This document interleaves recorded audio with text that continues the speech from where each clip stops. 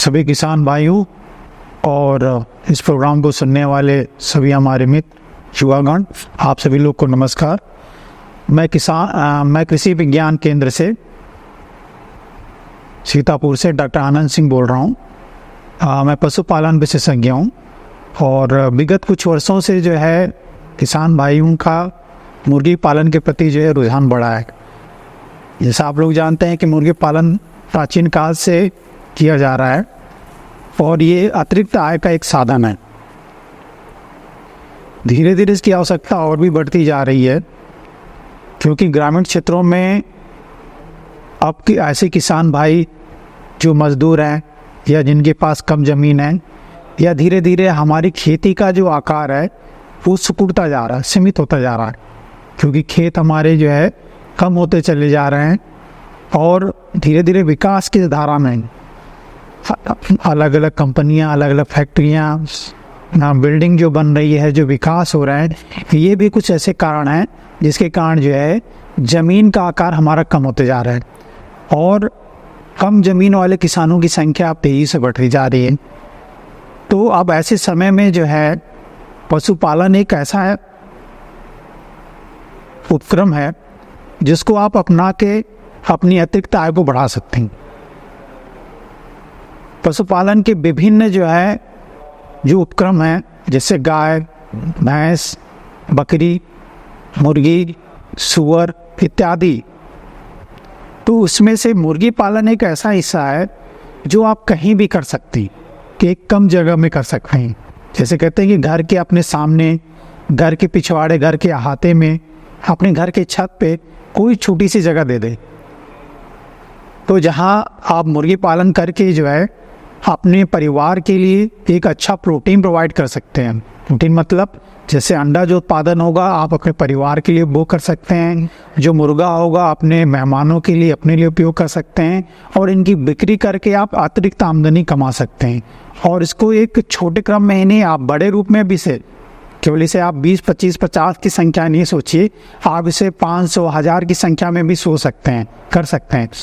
तो जो देसी मुर्गी पालन में कई तरीके से होते हैं। जैसे आप लोग जानते हैं कि व्यावसायिक मुर्गी पालन में जो है लेयर मुर्गी पालन होता है। लेयर में केवल ये फार्मिंग मुर्गियाँ होती हैं जो अंडे उत्पादन के लिए होता है, इनके लिए विशेष व्यवस्था की ज़रूरत पड़ती है। इसी तरह ब्रॉयलर होता है। दूसरी चीज़ें आती हैं आपके जो है इन मुर्गियों के अलावा, व्यवसायिक के अलावा देसी मुर्गी पालन।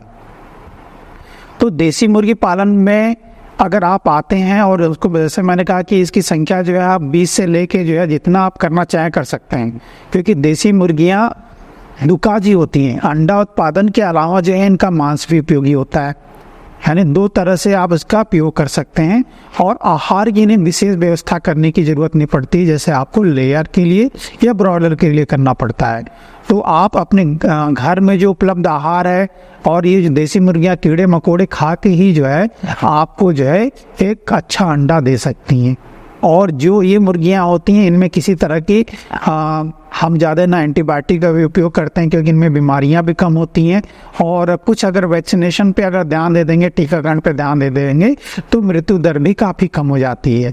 अच्छा आहार प्रबंध कर देंगे तो और अधिक आपको आमदनी होगा। तो देसी मुर्गी पालन जो है करके किसान अतिरिक्त आमदनी कमा सकते हैं। और विशेष करके ऐसी महिलाएँ जो गाँव में होती हैं, जिनके पास ज़्यादा काम नहीं होता है या जिनको थोड़ा सा इसके प्रति जो है झुकाव है, तो वो कर सकते हैं। और ये बहुत ही अच्छी प्रजातियां इस समय जो है उपलब्ध हैं।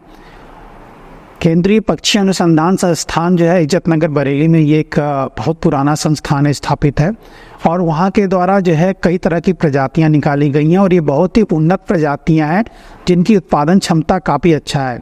जैसे हम बात करेंगे कारी देवेंद्रा की, तो ये अच्छी प्रजाति है, तेज़ी से बढ़ने वाली जो है प्रजाति है। अंडा उत्पादन अच्छा, 180 से लेकर 200 अंडे जो है आपको साल भर में मिल जाएंगे और उनकी जो है वृद्धि दर भी अच्छी है। इसी तरह जो है देसी मुर्गी पालन में, यानी कह सकते हैं बैकयार्ड पोल्ट्री के लिए जो है कारी निर्भीक है, कारी वनराजा है, कारी श्यामा है, ठीक है।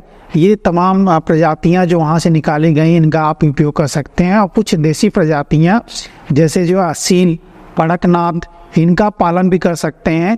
जो जैसे असील जो है वो लड़ाकू नेचर के होते हैं, बहुत खूबसूरत दिखाई देते हैं, लोग उसे पसंद करते हैं।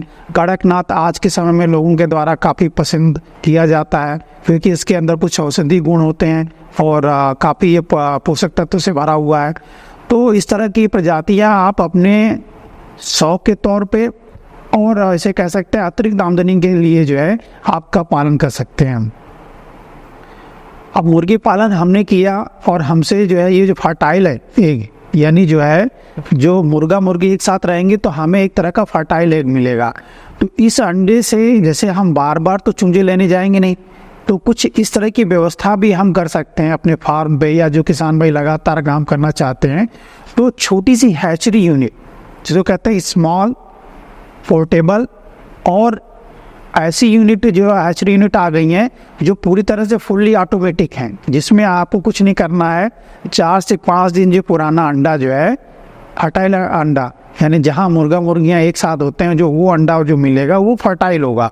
उस तरह के जो है अंडे को आप 5 से 6 दिन पुराने वाले अंडे को हमें इस मशीन में लगा देना है और लगभग जो है 21 दिन से लेके 22-23 दिन में जो है उससे आपको चूजे निकल जाएंगे। और आप जैसे चूजे ला के उसकी जो है खिलाने पिलाने की व्यवस्था करते हैं, जब भी चूजे निकलते हैं उनको 36 से लेके 42 घंटे के बाद ही दाना पानी देना चाहिए। फिर धीरे धीरे उन्हें आप उनको जो है प्री स्टार्टर दाना अपना देना शुरू कर दीजिए। शुरुआत में अच्छा दाना दीजिए, कम से कम 10 से 12 दिन प्री स्टार्टर दीजिए या स्टार्टर देना शुरू करिए। उसके बाद धीरे धीरे जब ये बड़े हो जाते हैं तो जैसे गांव में आप खुला छोड़ते हैं वैसे खुला छोड़ दीजिए।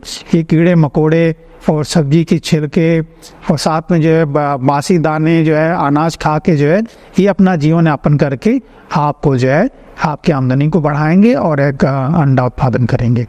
तो सब आपको मैं एक स्मॉल हैचरी यूनिट के बारे में दिखाता हूँ उसको, और कैसे किसान भाई से करके जो है एक लगातार व्यवसाय जो है देसी मुर्गी पालन पे कर सकते हैं। यह एक small complete automatic hatchery unit है।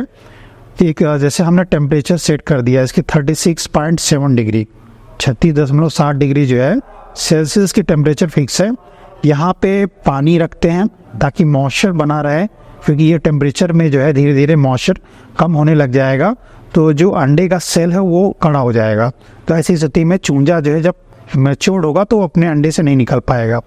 और ये टेम्परेचर मेंटेन टेम्परेचर है। इस तरह से अंडे रखे हुए हैं, देसी अंडे हैं। यहाँ पे आपको जो है कड़कनाथ और कारी निर्भीक के अंडे आपको दिखाई देंगे।